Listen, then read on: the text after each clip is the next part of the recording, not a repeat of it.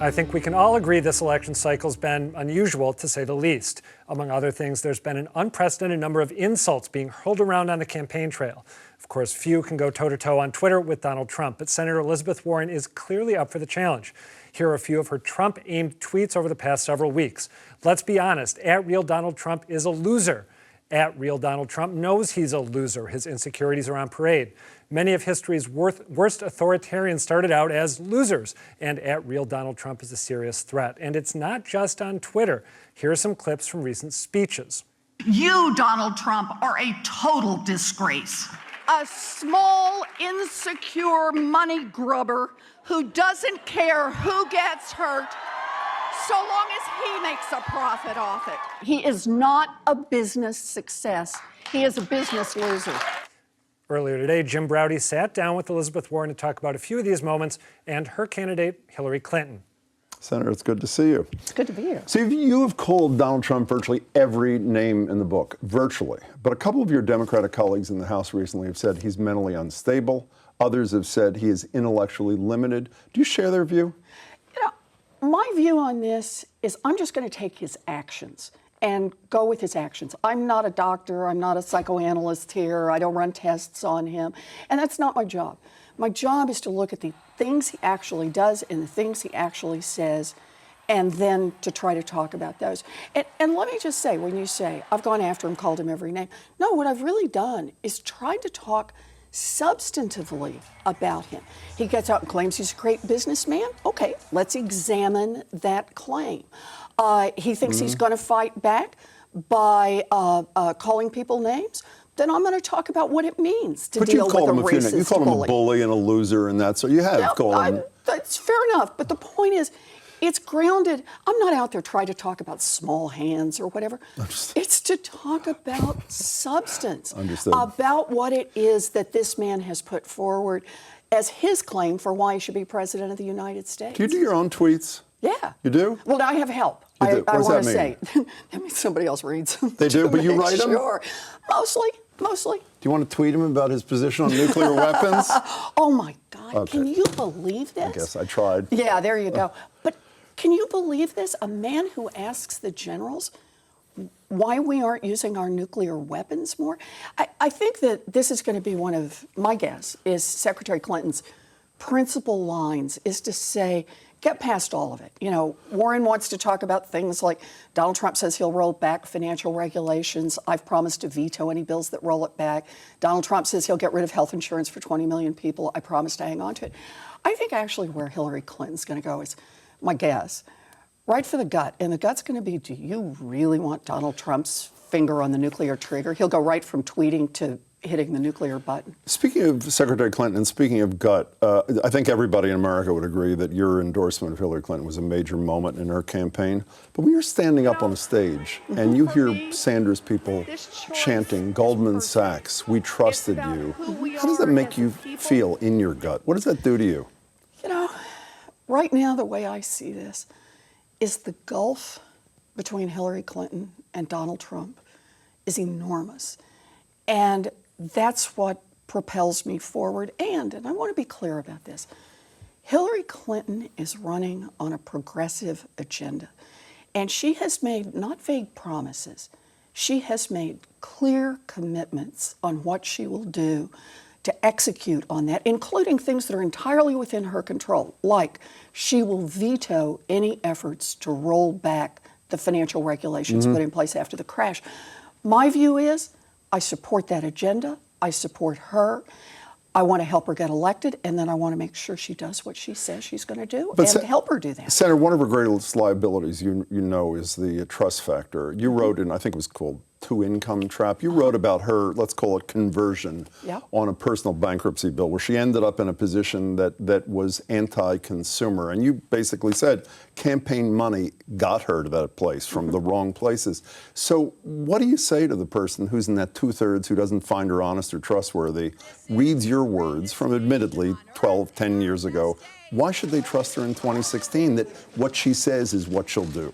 Well, the way I see this is the commitments that she has made are clear, and that it's up to all of us, not just who help her get elected, but then help her serve as President of the United States.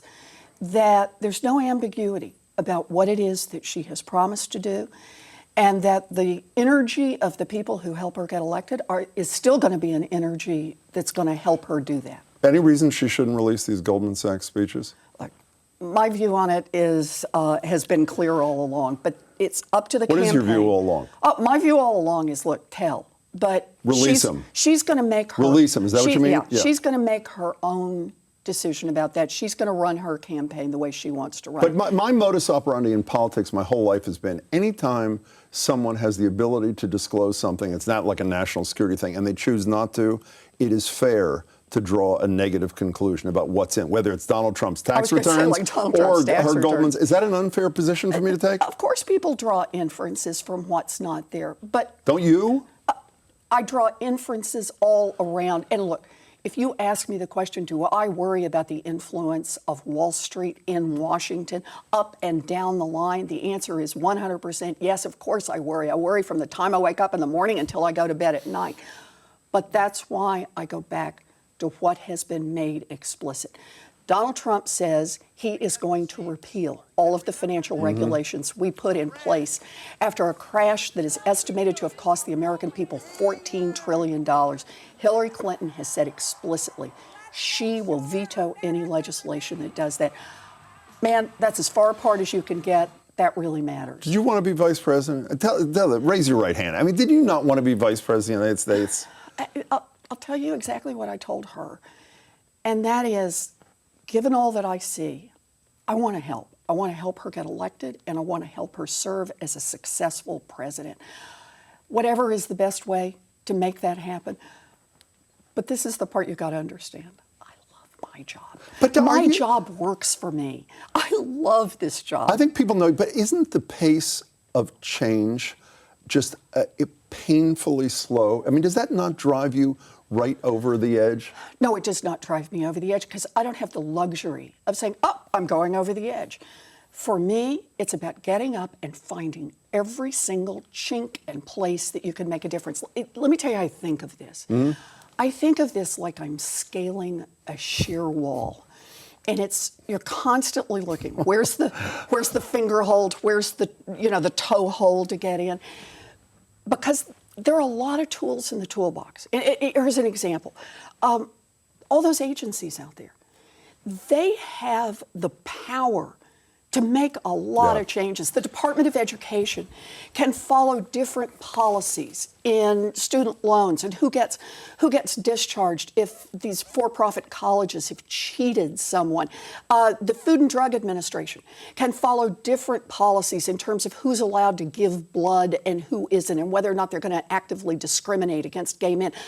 The Federal Reserve Bank is the one that signs off on whether those living wills for the too big to fail banks are realistic, or in fact those banks have got to not only change their practices but start shedding some of their risk. Those are places where you can find that handhold, help those agencies do their jobs, not for the industries, but do their jobs for the American people. But let me argue the flip side for a second. You and Catherine Clark, who was here a couple of weeks ago, filed what I think is a terrific amendment, essentially modeled on what happened here, but expanding it some. Right. This partial refill thing, which Right. basically says you can go in, you have a prescription for 30 pills, you can get only 10. And the way you expanded in Massachusetts, you can say you can go back and get the other 20 if you want. That's fabulous, and was in the bill, whatever it's called, the Comprehensive Addiction and something. But at the same time, Congress, in this orgy of self-congratulations, passes this $900 million over 5-year opioid thing and doesn't fund it, like infrastructure, like everything else. I mean, it's almost like snake oil that's being sold to the American people. Yep. Actually, can I just load on here? Feel as long free. as we're doing this, look what's happening right now with Zika. So months and months ago, the president consults with all of the scientists, and they say, okay, look, kind of bottom line, it's going to take about $1.9 billion in order to fund the research we need and to make sure that local health outfits can deal with the mosquitoes, right? So that's about what it's going to take. So the Democrats sign up. I was there in the Senate. One of them said, okay, let's put this bill forward, $1.9 billion. This is a crisis, guys. Let's do this. And the Republicans' answer is no. So we go back and forth and back and forth and back and forth, and finally, we get a compromise a few weeks ago. And the compromise is $1.1 billion. We don't like it, but you take as many life preservers as you can get, right? So we say, okay, Democrats and Republicans in the Senate vote for it. Lots of people. It passes overwhelmingly. The thing comes back now from the House of Representatives. They not only cut the money, they say, whoa, wait a minute, as long as we're at it, you've got to defund Planned Parenthood, you've got to take the money out of Ebola research, like what could go wrong there, right? We haven't found a cure for that one. It's politics 24/7 for some of these Republicans. And we're not just talking, okay, as a matter of principle, I think it should be this and you think it should be that. We're talking about families' health. We're talking about the health of people in the United States. We're talking about the health of people around the world. And these Republicans have just put us in a place where they say, we're just not going to fund it. We don't want to do this. We should say, by the way, on the opioid thing, there were only 7 no votes in both chambers, so there was virtual unanimity. So it passed, but without the money that it needed. So you're right. Let's take a victory lap. We got a good provision in. We made some forward progress with the bill that Catherine and I did on partial fill. But the fact that the Republicans won't fund it means that much of this is just smoke and mirrors. It's causing me anxiety. I don't even work there. I don't know how it's... Just 2 more quick things before you go. This is probably a bad day to bring this up. Yeah. I've criticized you on more than one occasion for being more accessible to national press than you are to, look at her, to the folks back home. That's a fair charge, is it not? It's not? No. That's it? That's it. You are as accessible to this world back home? I don't go out and do a lot of press. I mostly spend my time doing my job. Yeah, there are a lot of people who write about me and a lot of people who talk about me.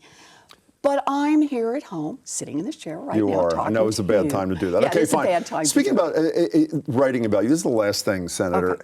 You know, someone asked me the other day about you. How long has she been there?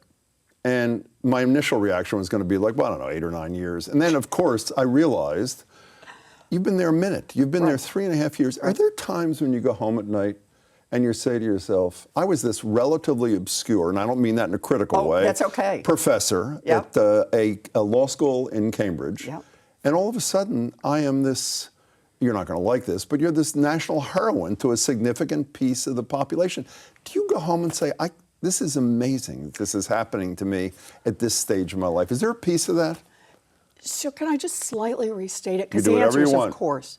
But the way I see it is that I fought so hard for all those years. I kept doing my research, and I would say, oh my God, this is terrible. What's happening to America's families, why it's happening, the big pieces that the powerful are seizing the tools of government and making it work for them, and America's no longer working for 90% of the country.